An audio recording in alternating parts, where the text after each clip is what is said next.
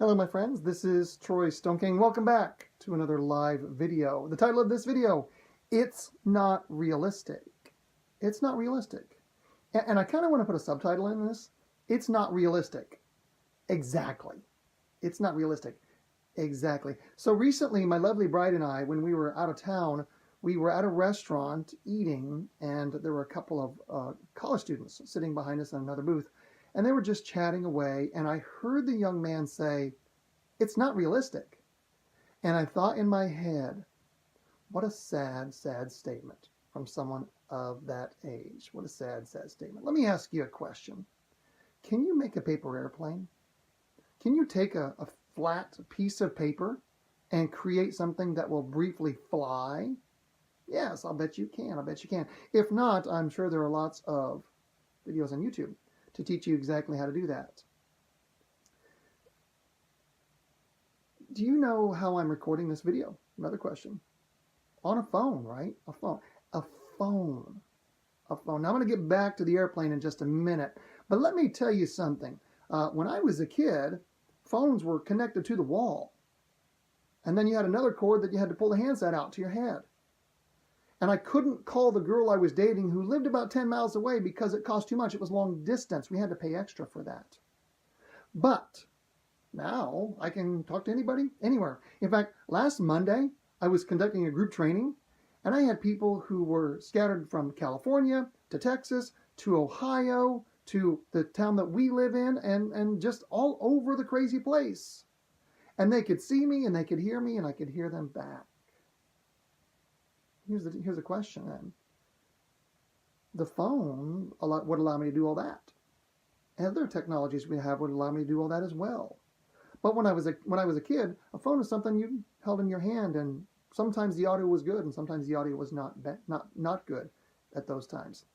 In fact, just in the late 60s, when the Apollo Moon program went through, the computers filled entire rooms, but your phone in your hand or your purse or your pocket has more power, way more power, than the computers that sent spacecraft to the moon.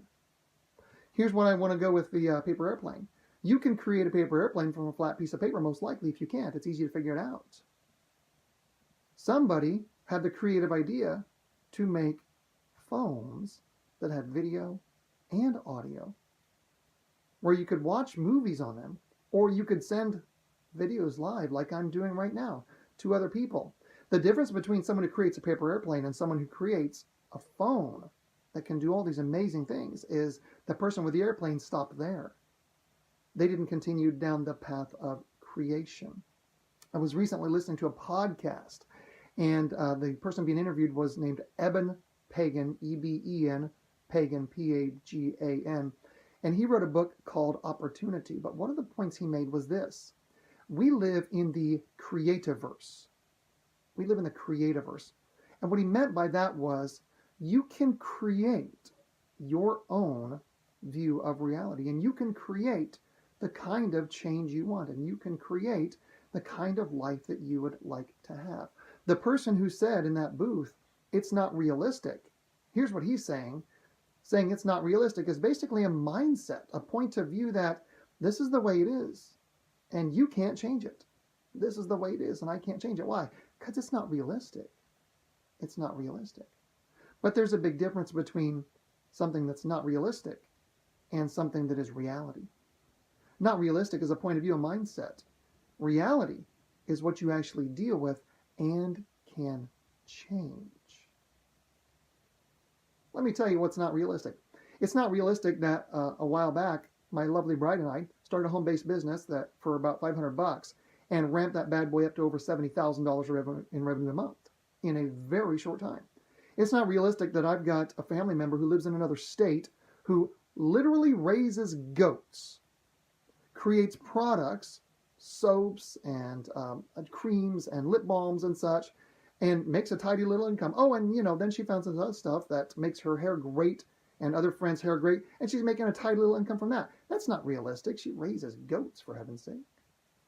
But she changed her reality. She did. We shouldn't be looking at whether it's realistic or not. We should be looking at what do we actually want to create. For those of you that are people of faith, God created you. God created the whole universe. And he made you in his image, which means he made you with the ability to also create. And he wants you to create things. God didn't create you. You're not on this earth for a life of drudgery and challenge and difficulty and to be sad for all of the years that you're on the earth. No. You were created with the ability to create so that you can make the world a better place for you and for the rest of us. You know what? I don't care if it's not realistic. I really don't. I care what is reality and that I have the ability to change that reality. Now, let me say something else. Some of you are facing very harsh reality right now. Your reality might be you just went through a divorce in a marriage. Your reality might be you're having great challenges with your finances. Your reality might be, hey, I've got this weight that I've not lost, and it's been here for 15 or 20 or 30 years. Or you might be facing a reality where you know you've got someplace that you're going to go through, and you feel like you're going to go through it alone. That's different than it's not realistic. But even in the face of harsh reality, you can get support. You can reach out. There are people who will help you. There are methods to change that reality. You can make things better. Let me say one more thing about this. When you start to move down the path of creating something, or start to move down the path of making a change, what will happen is, and you won't believe it till you see it, what will happen is you will start to see opportunities, and people will appear in your life, and circumstances will begin to change in such a way that it will take you further down that road. Action creates momentum. So when you start making the change, when you actually start moving down a path, things begin to happen that you could not imagine. So is it realistic? Probably not. But I don't want to live where it's realistic. No. I want to live in the reality that I know I can create that will make the world a better place for me and for the rest of you. Again, that book, if you wanted to, the reference, it's called Opportunity, and the author is Eben, E-B-E-N, Pagan, P-A-G-A-N. My friends, here is your action step. Don't go out there and worry about what's realistic. Go out there and create your reality. Have a great day.